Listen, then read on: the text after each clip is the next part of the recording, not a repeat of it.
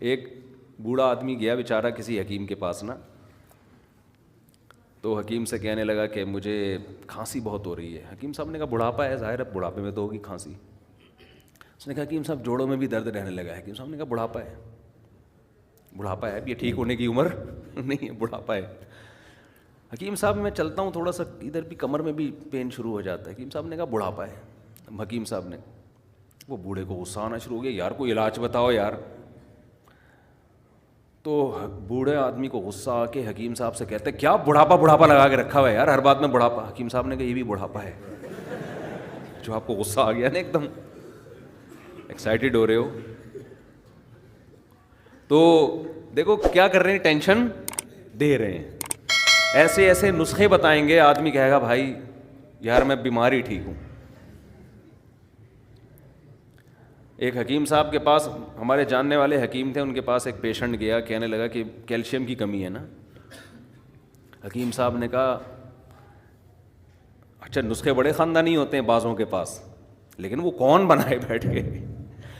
حکیم صاحب نے کہا یہ جو انڈا ہے نا, اس کا چھلکا, مجھے پورا بھی یاد بھی نہیں, 15-20 سال پرانی بات ہے, یہ انڈے کا چھلکا لو, چھلکے کو کھرل کرو, کھرل کر کے پتہ نہیں کون سا اس میں کشتا ملاؤ, پھر اس کو مٹکے کے اندر دفن کر دو, 6 مہینے بعد نکالو, پھر اس میں پتہ نہیں اتنا دودھ ملاؤ, کیا کرو, وہ اتنا لمبا. اس نے کہا میں ہڈیوں کے کیلشیم کے بغیر ہی ٹھیک ہوں, میں ہڈیوں سمجھ رہے.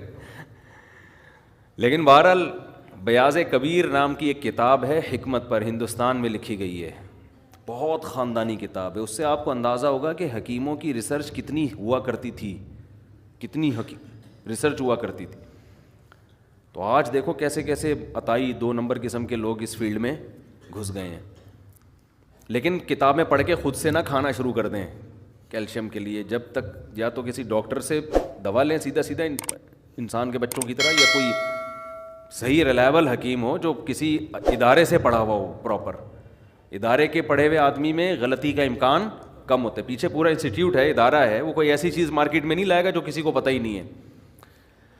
اچھا خیر, ہم کہاں چلے گئے. تو نبی صلی اللہ, ہمیں یہ بتا رہا تھا کہ آپ صبح اٹھ کے جب اس طرح سے خاندانی طریقے سے مسواک کریں گے, مزہ نہ آئے پیسے واپس, آپ کے منہ میں خوشبو پیدا ہوگی.